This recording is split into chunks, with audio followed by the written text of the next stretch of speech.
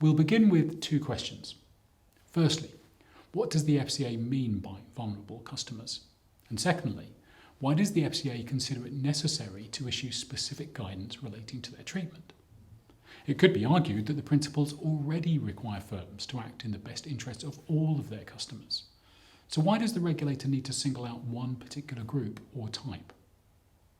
Let's start with the definition.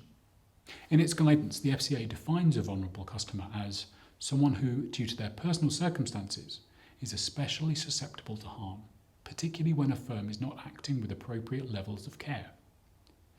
Understanding this definition is important, since it also answers, at least in part, the second question, namely why the FCA considers it necessary to issue specific guidance. In its definition, the FCA doesn't focus on the cause of vulnerability, although, as we'll see, it goes on to discuss that point in its guidance. Rather, the FCA's concern is that, due to their circumstances, such customers are at greater risk of being harmed. This risk of harm is exacerbated when firms fail to act with particular